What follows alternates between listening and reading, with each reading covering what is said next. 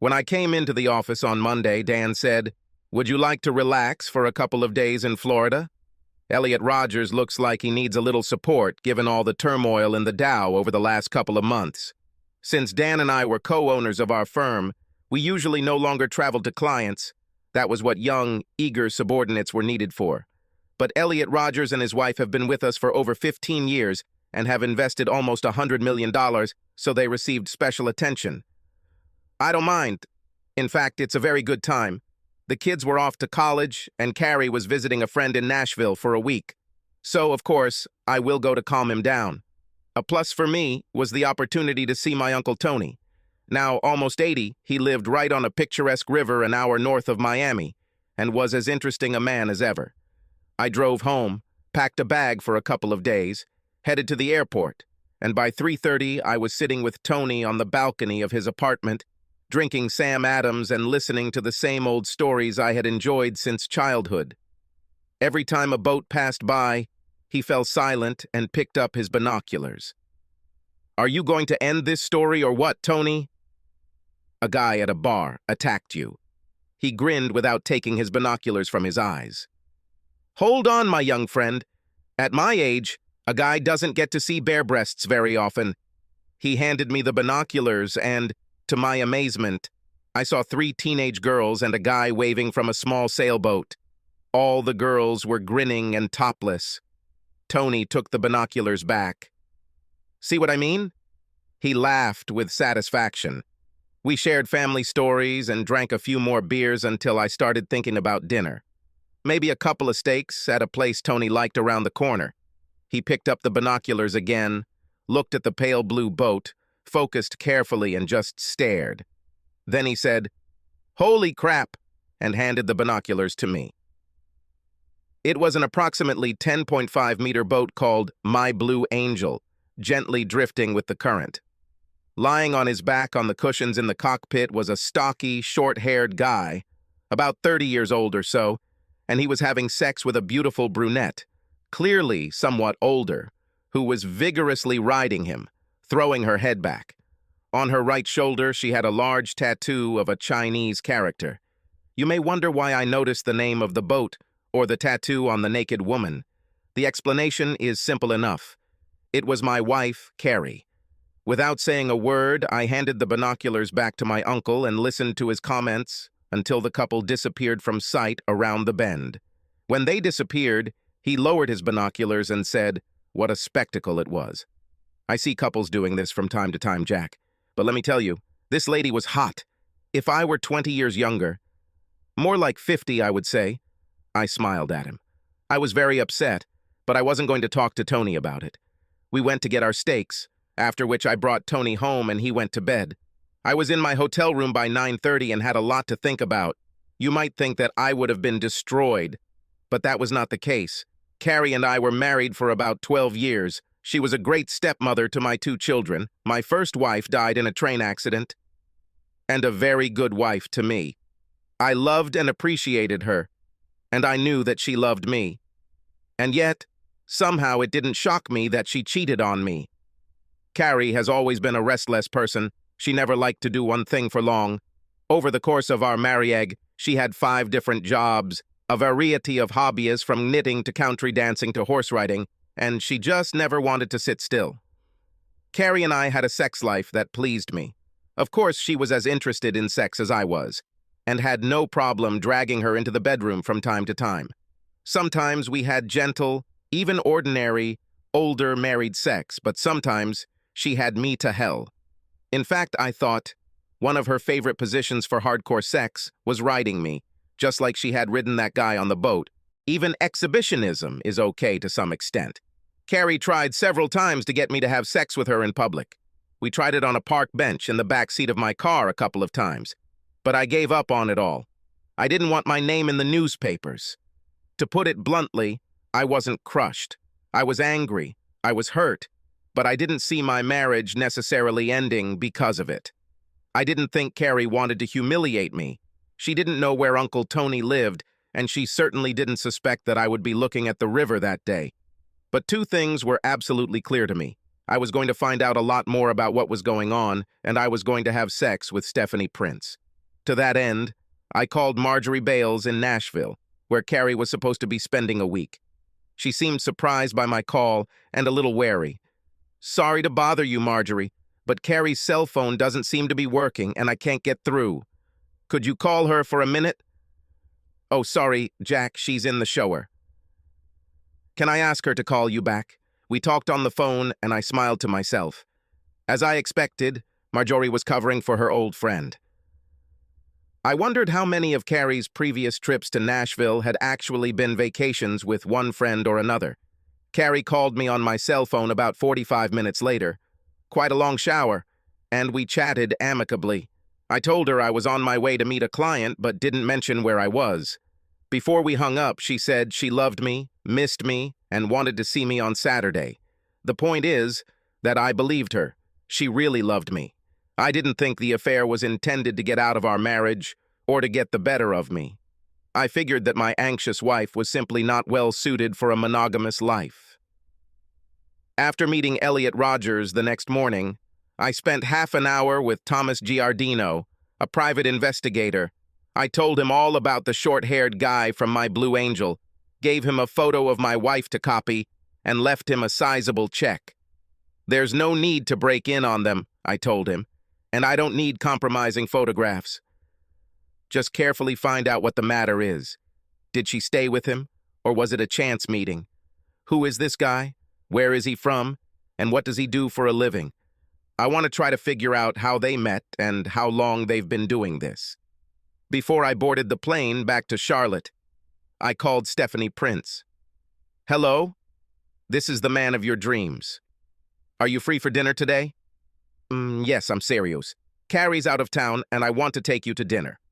"What do you think of Fig Tree?" "Fantastic. I'll pick you up at 8 Mole. And listen, we're something that is worthy of this beautiful Bodhi. I want every man in the restaurant to hate my guts tonight." I laughed and hung up. Then he called the Fig Tree and made a reservation. Stephanie Prince was a tall, very hot redhead, about 32 years old, who lived 3 blocks from Carrie and me. She sold real estate, knew almost everyone in the city, dated a lot, and for some unknown reason, was partial to me, although I was a fairly average guy of 41 years old. 3 or 4 years earlier, after we had met at a few neighborhood parties, she made a serious proposal to me. We were having lunch downtown and she said, "Jack, would you do me a favor?" "Of course," I replied. "Say the name." "I've been going through a damn hard period lately. Could you take a couple of hours off today and have sex with me until you lose consciousness?" When I finished picking my jaw up off the table, we talked about it. If I had ever considered cheating on my wife with anyone, it would have been Stephanie, and I told her so. But I took my marriage vows seriously. "I know you're happily married, Jack, and I'm not trying to break you up from Carrie. I'm not looking for a husband or even magical romance. I love sex and I like you. If you want to lie on the bed with me 1 or more times, just tell me." I let her go, but did not thank her for her flattering offer. And I didn't forget about it either, although it wasn't until I saw Carrie cheating on me with that guy that I thought that someday I'd do something about it. The steelhead trout at the Fig Tree was the best I've ever had, but it paled in comparison to my night in Stephanie Prince's bed. Based on my time with her, I have to say that extramarital sex, even with condoms, is as amazing as people say it is. She was passionate, experienced, and tireless. I still don't know why she finds me attractive, but she fucking loved having sex with me until I couldn't get hard anymore. The dinner was surprisingly serious. We flirted, sure, and Stephanie kept dropping hints about her plans for me after dessert, but we also really talked. She's so attractive that it's easy to overlook how thoughtful and smart Stephanie is, but our conversation reminded me of that. It didn't take long before she asked the $64,000 question, right after we placed our order. "Okay, Jack, spit it out. I'm glad you called, but what's going on?" I smiled. "Can't I have an elegant dinner with the most beautiful woman I know?" "What about Carrie?" "Yes, she's attractive too, but," I said. Stephanie slapped my hand, smiling. "Very funny. Really, what's the matter? You've been keeping your distance since I showed interest a couple of years ago, so why today?" I told her what I saw in Florida and how I felt about it. "This sucks," she said. "I'm sorry, Jack." And I knew she was serious. We spent most of dinner talking about marriage, infidelity, and trust. Stephanie had been divorced twice, both times with hot guys who cheated on her, and then basically gave up on her marriage, so she was very sympathetic. Over a cup of coffee, she asked, "So what are you going to do?" I smiled. "In the short term, I'm going to take you home and hope you invite me in." She gave me a half smile and gently touched my leg under the table with her foot. After that, I don't know. I think Carrie and I can get through this.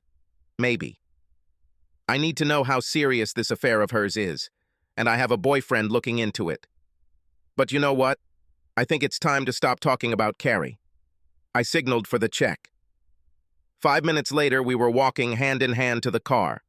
20 minutes later, we were lounging on her couch, and a little later, we were naked in Stephanie's bedroom. Over the next few days, the smile on my face from my amazing night with Stephanie came and went, interspersed with dark thoughts about Carrie and the future of our marriage. People at work must have noticed something, because on Thursday, Dan walked into my office, closing the door behind him, and asked, "What?" Sighing, I told him the story. "What are you going to do?" he asked. "Ask me next week," I said. "It depends on what the private investigator finds and what Carrie says. She'll be back Saturday night, so we'll see. I spent Thursday night with Stephanie, and it was just as hot as the first time. I brought Chinese takeout, and we fed each other in bed when we weren't having sex or giving each other affection. You know? I told her around midnight while we were sleepily watching Letterman. I'm having a really good time. And this is a surprise for you? Jerk!" She laughed. "No, that's not what I'm talking about." I kissed her. "Sex with you is just fabulous, Stephanie. I'm serious. You are an amazing lover. But you turned me on so much that I didn't immediately notice how much fun I had when we weren't having sex. Just talking to you, laughing, watching you dribble Kung Pao chicken onto those amazing breasts." I leaned down and licked the bud on her breast, enjoying her trembling. I can't believe no one has bought you yet. You deserve better than me, to be honest." She turned off the TV and pulled me towards her for a kiss. "You're cute, Jack. And I had a great time, too. But don't underestimate yourself. You are a bigger prize than you think. And if Carrie doesn't pull her head out of her ass, then women will be lining up to try and make you feel better about yourself." "Including you?" I asked. She looked away. "Don't know. I've almost come to terms with the fact that I'm not a settled girl, but let's just say I don't know and leave everything as it is." We left everything as it was, both realizing that things had become very serious. We cuddled up to each other, kissed a little more, and fell asleep. And in the morning, Stephanie was light and funny. We took a shower together, joked at breakfast, and went our separate ways. Thomas Giardino, a private investigator in Florida, sent me an email on Friday afternoon. "Here are our preliminary results. Please read and study the attached files and then call me at the office. I will be there before 6 p.m. I read the report, looked at a half-dozen photos, then called and spoke with Giardino for about 20 minutes. The owner of the Blue Angel was a 34-year-old guy named Roger Dion. He was the vice president of sales for a pharmaceutical supply company and, according to his neighbors, something of a woman lover. He almost always had a woman at home. She would splash in the pool, sunbathe on the deck, or even moan and scream in his bedroom. And the women never stuck around for long. Dion apparently loved variety, not monogamy. The private investigator's photos included several shots of Carrie and Dion together, lying by the pool, getting out of a BMW in his driveway, and one of them eating together at a table in the back of the house. There was no sex involved in any of them, although it was obvious that she was living with him. Several people around Dion recognized Carrie from the photo I provided, but no one could remember seeing her before this week. So what could I conclude? First, Dion was most likely Carrie's short-term boyfriend, or at least a recent acquisition. They probably met through work, since Carrie worked in the purchasing department of a hospital in Charlotte and constantly dealt with drug supply companies and their executives. Whether she planned to date him after this week was impossible to say, but he did not look like a second husband. Since Carrie had been going to her friend Marjorie's about once a year for the last few years, it was likely that old Roger was just my wife's latest fling and not the one and only. She was clearly very careful in her adventures, since I would have no idea what she was doing if not for Chance and Uncle Tony's binoculars. I still have a few questions, but not many. There is only one main thing. What should I do about it? Baby, I missed you. Carrie casually kissed me and hugged me tightly. I kissed her back, then took her suitcase, and we walked into the airport parking lot, with her holding my hand tightly. I hope you have a bottle of champagne for us. Because both Carrie and I traveled periodically for work, or in her case, to visit to my friend Marjorie in Nashville. We got into the habit of celebrating our reunions with champagne in bed, followed by hot sex. Tonight was no exception. She took a quick shower while I unloaded her bags and got out the champagne, and we spent the next couple of hours playing in bed. She looked happy and excited as always, but for me it was different. Fun, physically satisfying, but a little empty. When we finished, she snuggled up to me, kissed my neck, said, "Thank you, baby. I love you," and fell asleep a few minutes later. When Carrie came into the kitchen in her dressing gown and a sleepy smile on Sunday morning, I had already made coffee and was just serving omelettes and toast. She hugged me, smiling, then accepted a cup of coffee. We ate in silence, Carrie looking at me tenderly, squeezing my hand from time to time, and I just sat and watched. After the second cup, when she began to come to her senses, Carrie said, "That was pretty sweet last night, baby. The best part of being away is always coming back when you remind me of what I was missing." She smiled at me lovingly. I liked it, but that didn't stop me from saying what I've been waiting for. "Do you think I should have used a condom, Carrie? I mean, if you're having sex with Roger Dion, do you think we're safe?" The smile froze on her face. "Jack, What? What you said?" I waited, letting the silence grow. Her face became very pale, and she could not bear my gaze. "Roger," I said. "A guy in Florida with a boat. Don't play dumb, honey, it doesn't suit you. Did you use condoms with him? What about the other guys you cheated on me with? I think there were at least 5 or 6. Have you been a good girl and practiced safe sex?" Carrie started to cry. "Jack, it's not, what? Oh God, baby, I'm so sorry, I didn't. Oh my God." She buried her face in her hands, crying even more. When she looked up at me, her face was stained with tears. I just stared back. "Baby, Jack, oh God. I know I did something terrible, but how did you know?" Silence. I didn't intend to answer this question.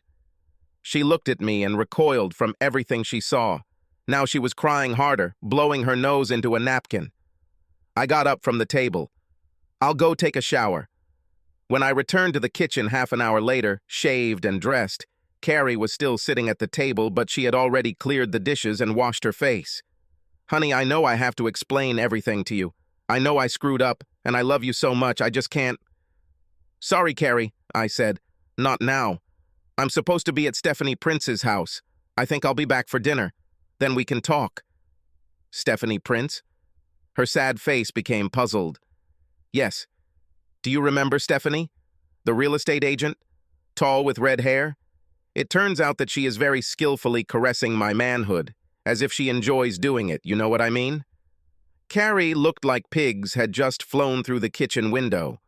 "Stephanie, are you having sex with her?" Well, when I found out that our marriage was not what I thought, I accepted her proposal. "We have sex, yes. So, see you at dinner." Stephanie did a really good job of caressing my manhood, although I wouldn't say she did it any better than Carrie. That day in Stephanie's bed, I left what I thought was a pretty good opinion of myself, considering what I had done with Carrie the night before. Then we lay around for a while, eating sandwiches and watching the Carolina Panthers. Around 6, I got up to take a shower, enjoying the sounds from the bedroom of Stephanie yelling at the judges to at least throw the damn flag once in a while, huh? When I left, she said, "Would you like to stay for dinner? We could order Chinese food again, or pizza or something else." I smiled. "Sorry, but I can't today. I told Carrie I'd be home for dinner." Stephanie sat up straight, giving me a perfect view of her beautiful breasts. "What the hell? You mean she's back and you're here? Does she know?" "Yes. She returned home last night.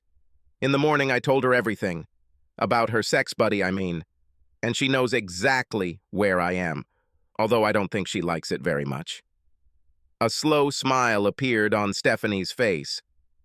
"You're a tough son of a bitch, aren't you?"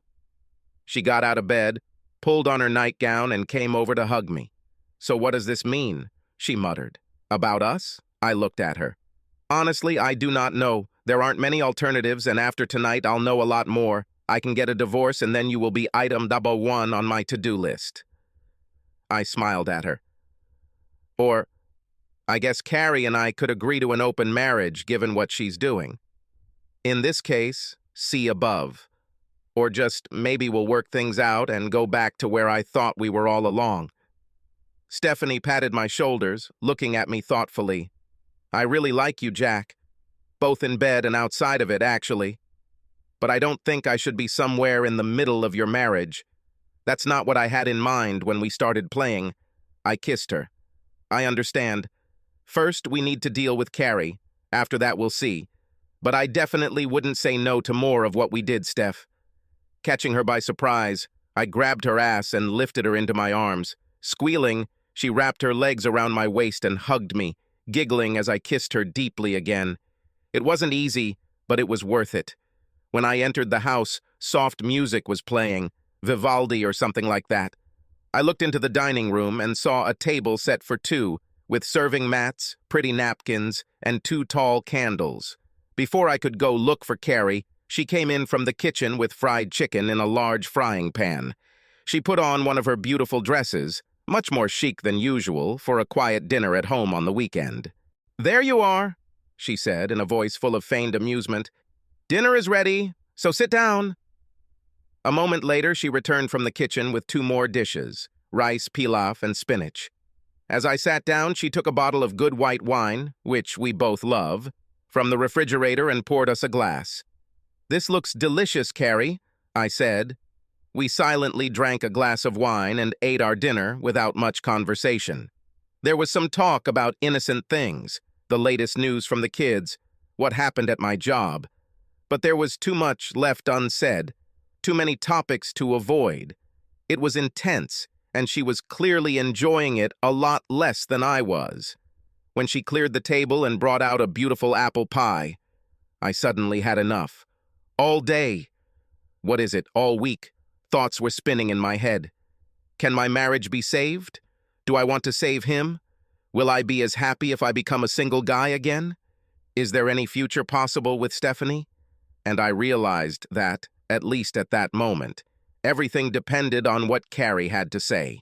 It depends on what her story will be and how she will tell it. So, Carrie, let's get down to business. What's first? Shall we talk about my day with Stephanie or your week with Roger Dion? Which of us has had more sex? How many other lovers, or sex friends, or whatever you call them, have spread your legs? Will we have an open marriage or no marriage at all? Where would you like to start? I took her by surprise. She stared at me, her face pale, her mouth open. Then she began to cry quietly. "Jack, I'm a terrible person." She spoke quietly, tears flowing down her face onto the table. "I'm selfish, I'm immature, I'm a liar and a deceiver." She looked up at me. "You know that before you, I never had a relationship that lasted even a year. I was always, restless or moody or claustrophobic, always unhappy with what I had. And when we met, when we fell in love with each other and you proposed to me, I was so happy, so glad. I felt like it was finally over. Now I have found the right guy, and I will love him to death, forever. No more worrying about what or who else is out there. Only one person who made me so happy. Now I was the only one who was surprised. No dodging, no trying to downplay what she had done, even though I didn't know it all yet. This was not what I expected. And I was, she continued, happy, I mean, with you, with us, even with the fact that I became a stepmother for the children. She looked at me. I can't tell you how happy I feel when I think about it. But that didn't stop me from continuing to be a selfish, spoiled, cheating bitch. And I know I ruined everything, and I don't even know what. At this moment, she was completely speechless, sobbing convulsively, covering her face with her hands. I waited for her to cry. Part of me wanted to comfort her, to hug her, but most of me wanted her to feel what she was feeling. Loneliness, guilt, fear. She made me feel like crap, and I wanted her to feel like crap. Not very noble, perhaps, but can you blame me? After a few minutes, she began to calm down and take a breath. "Why don't you go wash up and we can sit and talk?" I said. When we sat down, I asked, "Can you imagine what will happen next?" She shook her head, looking concerned, and I said, "Actually, me too. But we'll start with you telling me about it. Not the disgusting details, but who, how many, where, and when.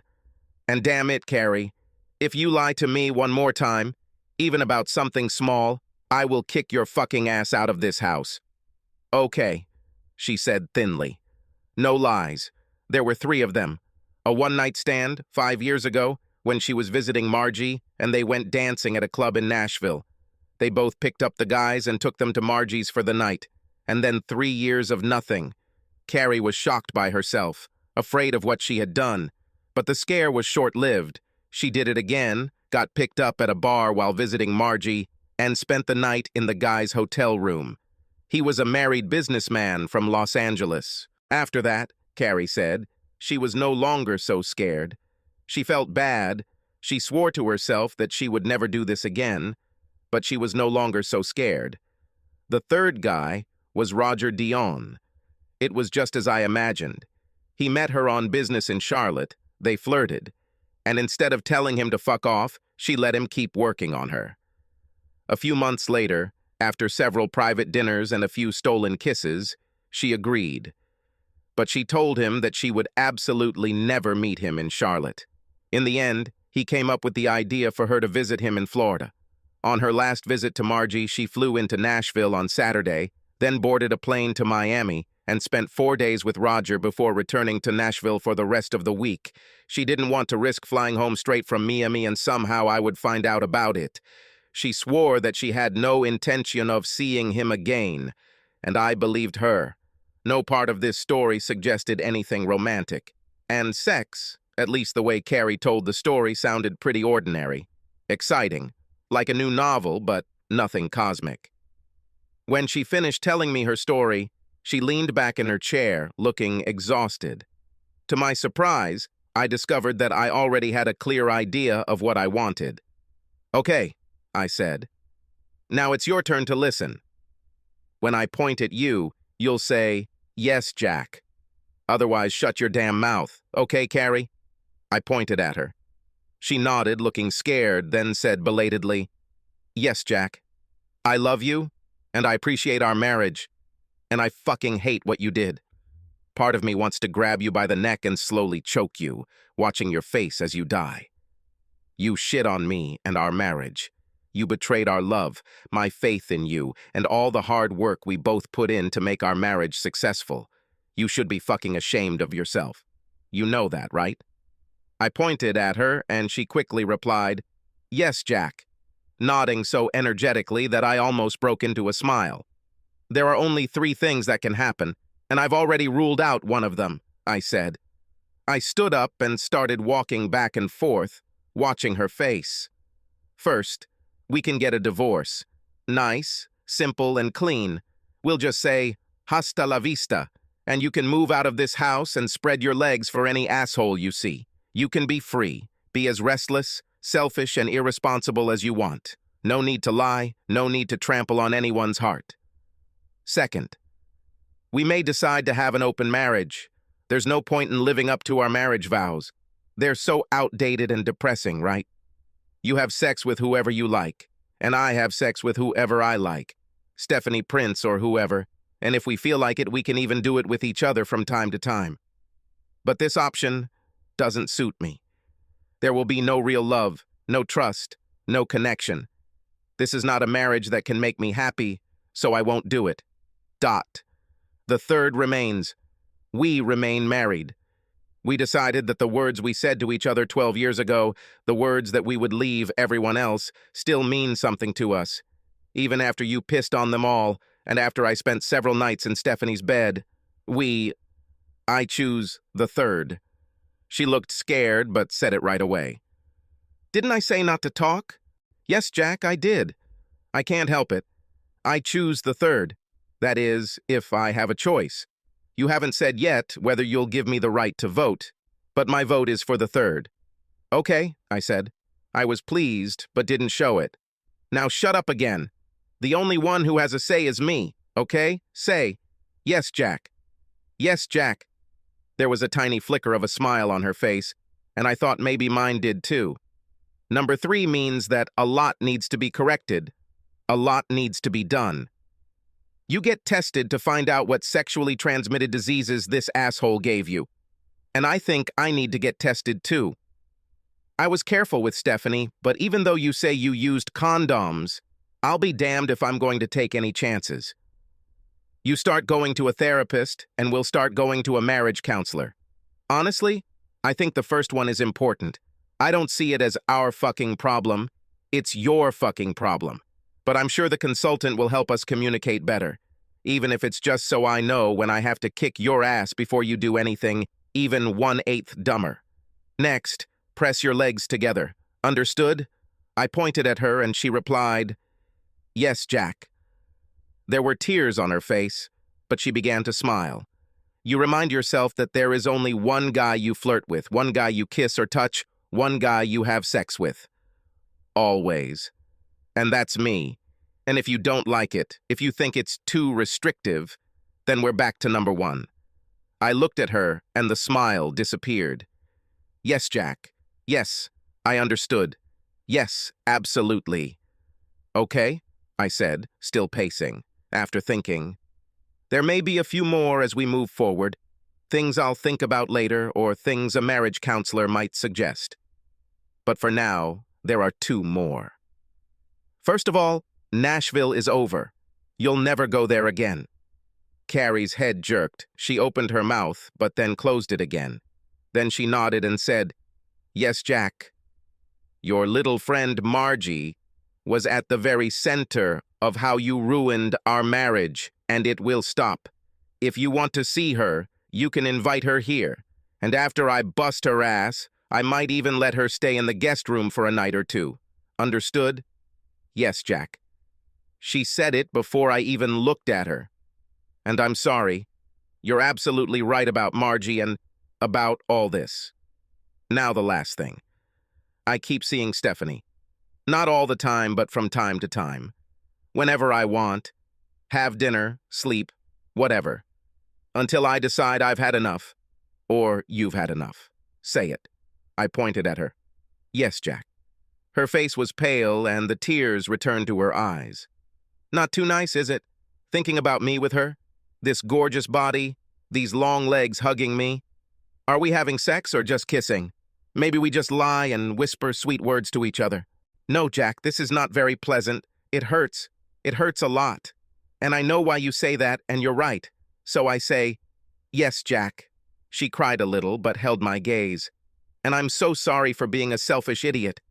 And for causing you such pain. She burst into sobs again, and this time I went over and hugged her, still angry but loving her warmth and softness. She hugged me tightly, crying, and finally said, You haven't told me your decision yet, but I'm still for the third. With all your conditions. Fine. This is my voice too. Number 3. Carrie was fast asleep next to me, snoring softly.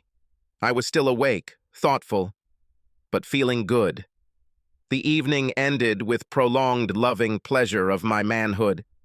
She wanted to make love, but I absolutely refused to have sex with my own wife with a condom, and she looked quite ashamed when I said so. I knew that we had already had unprotected sex the night before, but I wanted to emphasize this. When the blood test results come back, and not a day before, until then, you'll just have to please me. I felt amazingly optimistic about my marriage. Perhaps part of it was just a certain degree of maturity. At 41, my reaction to her betrayal was stronger than the blind rage I might have felt at 25. As I told you at the beginning of this story, I know Carrie loves me. She's spoiled, but she loves me. So if we can do something about the part that's broken, maybe we'll succeed. I didn't think I'd be dating Stephanie for very long. The sex was great and I really liked her, but I couldn't see how it could stop me from repairing my marriage to Carrie. Nevertheless, the opportunity itself seemed to me to be a good level of pressure, and I really enjoyed licking the Kung Pao chicken off Stephanie's breasts. Subscribe to our channel so that your second chaff doesn't cheat on you, and go ahead and listen to the next story, because this story is nothing compared to the next one. If you're under 18, don't even think about listening to the next one.